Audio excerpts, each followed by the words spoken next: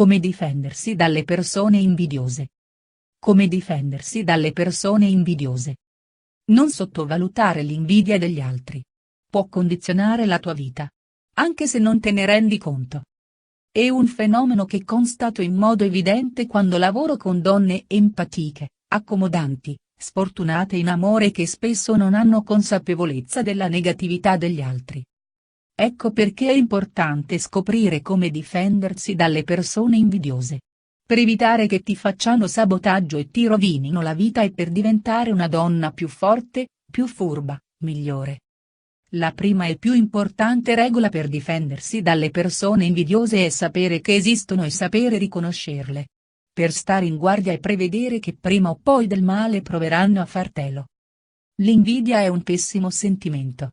Se ti è mai capitato di provarla, ed è probabile che, anche se non sei di norma e per attitudine un'invidiosa, talvolta un filo di invidia tu l'abbia provata, dato che è normale e umano, sai bene che l'invidia fa stare malissimo chi la prova.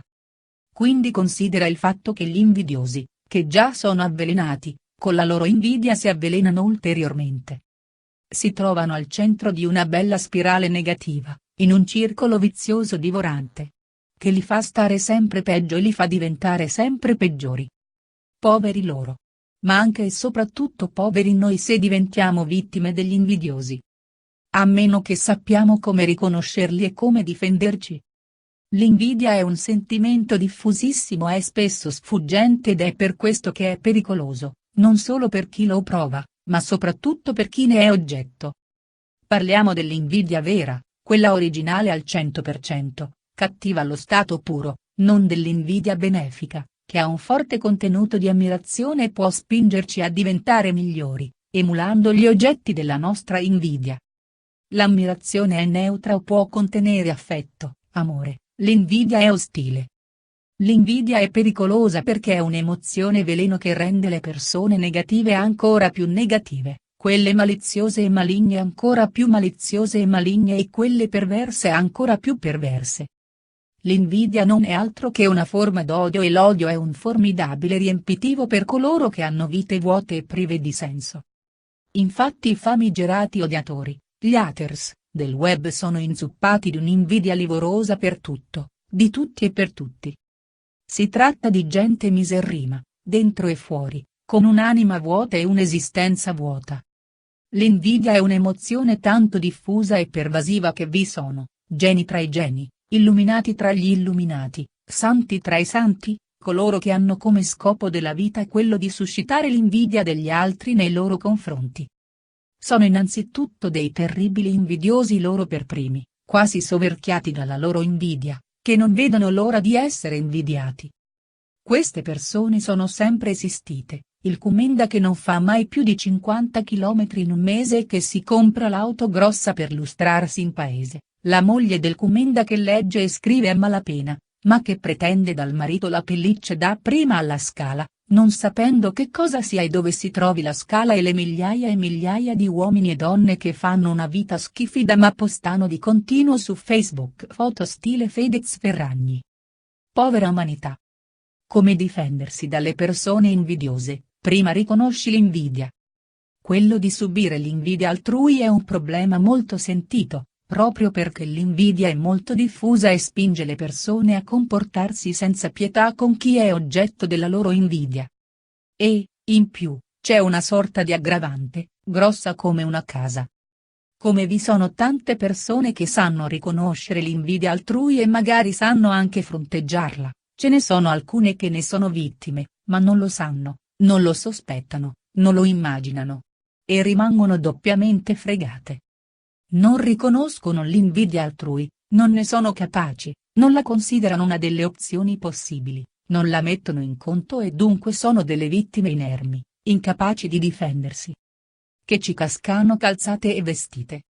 Queste persone non solo devono imparare come difendersi dalle persone invidiose, ma devono ancor prima e soprattutto prendere coscienza che ci sono persone invidiose e che queste persone possono danneggiarle, spesso a loro insaputa. Come accennavo all'inizio, Io verifico una costante di corrispondenza tra le donne che scelgono sempre storie sbagliate con uomini sbagliati e passano da una storia sbagliata all'altra e che magari sono o sono state vittime di stronzi, e il loro essere in modo ricorrente vittime inconsapevoli dell'invidia degli altri. E tra questi altri spesso ci sono i loro amici, i loro parenti, i loro colleghi e, certamente, i loro partner. Più o meno stronzi. Cioè, coloro che sono state o sono vittime di stronzi, spesso sono anche state o sono vittime dell'invidia altrui, inclusa nelle loro storie con gli stronzi in questione e anche al di fuori di queste storie. Perché accade questo? Sostanzialmente, detto in maniera davvero molto semplice, perché si tratta di brave ragazze, di persone empatiche e accomodanti e, come ben sappiamo, anche un po' ingenue. Spesso tanto ingenue. Così ingenue che non si accorgono dell'invidia degli altri nemmeno quando sono nel bel mezzo della tempesta perfetta di invidia. Oppure, drammaticamente, se ne accorgono dopo molto tempo, dopo molti anni, addirittura nel momento, tra l'altro, in cui hanno intrapreso un percorso di consapevolezza che riguarda molti altri aspetti della loro vita. Come difendersi dalle persone invidiose? Sei una brava ragazza. Se non sei invidiosa e maliziosa, ma sei una brava ragazza, non ti immagini l'invidia degli altri, non la intuisci e non capisci a che livello di squallore e di aberrazione possono arrivare le persone invidiose. Non solo, siccome sei una brava ragazza e anche insicura e con una bassa autostima, se pensi a te non hai proprio idea che cosa gli altri potrebbero invidiarti. In realtà l'invidia si nutre nella mente e nell'anima dell'invidioso più che all'esterno. Spesso gli invidiosi lo sono a prescindere, per stupidità, superficialità. Gli invidiosi sono come gli stronzi, i narcisisti perversi, gli psico, spesso gli invidiosi appartengono a queste categorie, ma non necessariamente, e scelgono le proprie vittime quando intuiscono in loro determinate fragilità. L'invidia, come tutti i sentimenti e le emozioni, appartiene a loro, non certo alla persona che suscita la loro invidia. Infatti basta aver raggiunto un minimo di successo o avere una caratteristica che provoca l'invidia di alcune persone o di una sola persona, per diventare le vittime prescelte degli invidiosi che popolano ogni ambiente. Perché un invidioso che invidia una persona per una qualsivoglia ragione, contagierà gli invidiosi intorno a lui convincendoli che quella persona va invidiata, cioè odiata. Sarà ovviamente una persuasione facile da compiere, visto che gli invidiosi non vedono l'ora di trovarsi nuove vittime. Oppure, spesso, non è mica necessario avere successo o risultati positivi in qualche campo specifico, gli invidiosi è vero che invidiano il denaro, la bellezza, le buone relazioni familiari e sentimentali, il successo professionale o sportivo degli altri, ma molto spesso si attaccano, per invidiare, a qualcosa di molto impalpabile. Un tratto della personalità come la simpatia, perfino la cortesia, il garbo e la buona educazione possono scatenare l'invidia degli invidiosi. Non ne parliamo della serenità o dello stile personale, dell'eleganza e dell'equilibrio emotivo. Si sottovaluta quanto gli invidiosi possano rodersi anche per quelli. Si può essere invidiati, e molto, da chi è più bello, ricco, di successo e sano di noi. Ah, incredibile ma vero, succede spessissimo. Io sono anche arciconvinta che gli invidiosi, spesso tra i più pettegoli, meschini e poveri di spirito al mondo, siano invidiosi anche di chi non è invidioso, pettegolo, meschino e povero di spirito come loro. E gliela giurano. I mostri verdi, verdi di invidia, possono invidiare di tutto. Anche quello che oggettivamente non si può, da nessun punto di vista e posizione, invidiare. Pensa che ci sono coloro che conducono delle vere e proprie battaglie fatte di scorrettezze, maleducazioni e soprusi verso i parcheggi riservati ai disabili, giacché considerano un parcheggio riservato a loro un privilegio non solo superfluo, ma inaccettabile. Come difendersi dalle persone invidiose? Il primo passo è debiancanevizzarsi, cioè lasciare andare la Biancaneve che abita sicura dentro ogni brava ragazza e diventare più astute, ciniche, maliziose. Adulte, insomma. Lasciando andare l'empatia che non serve e che non fa bene. ma tenendo dosi stretta, ovviamente, l'altra. Essere troppo empatiche e in maniera sconsiderata non va assolutamente bene, tienilo presente. Così si diventa più forti e quindi meno appetibili per gli invidiosi. È importante considerare se stesse con obiettività, riconoscendo il proprio valore, che fa bene a prescindere, è un passo necessario da compiere, e quindi il proprio potenziale all'invidia altrui. E mostrarsene consapevoli, giacché si dà prova di forza e di sicurezza in se stesse, caratteristiche che creano invidia negli invidiosi, ma anche paura e rispetto. Poi è importante considerare con obiettività anche gli altri. Siccome tu non sei invidiosa e maliziosa e maligna non vuol dire che gli altri non lo siano.